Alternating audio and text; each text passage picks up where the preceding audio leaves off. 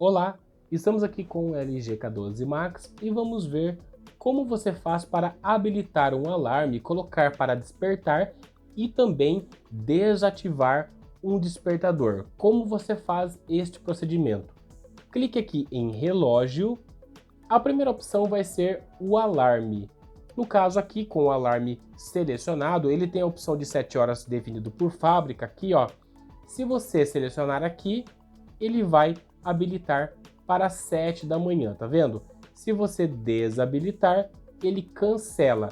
Se você quiser adicionar outro horário sem mexer nesse das 7 da manhã, você clica aqui em mais, aí você vai escolher a hora, tá? Então aqui primeiro você escolhe a hora, vou colocar, por exemplo, aqui 10 horas, em seguida você escolhe os minutos, tá? Eu vou colocar aqui então 10h30.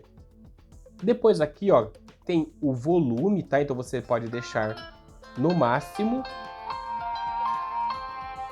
E depois tem a opção aqui também, deixa eu só salvar aqui para ele parar, vamos voltar lá.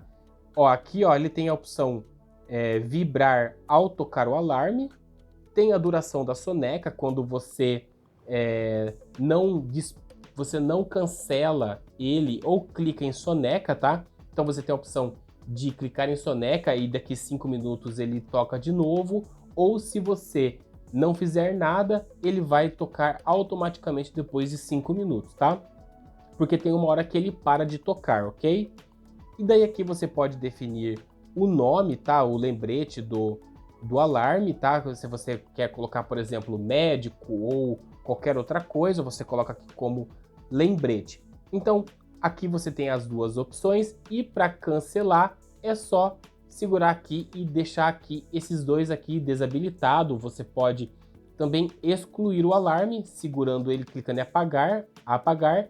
Se eu quiser apagar o das 7 horas que está aqui também já salvo, ó, segura sobre ele, apagar e apagar. Para criar um novo, simplesmente clicar aqui no maisinho e definir novamente o horário e os dias que você quer que ele repita. Se você quiser que este alarme só repita, por exemplo, de domingo às 8 horas da manhã, então, olha, você seleciona aqui, ó, 8 horas de domingo, ou se não, por exemplo, sábado, somente aos sábados às 8 horas, você define aqui o volume e também coloca o lembrete do nome deste alarme que você quer lembrar quando ele tocar e clique em salvar.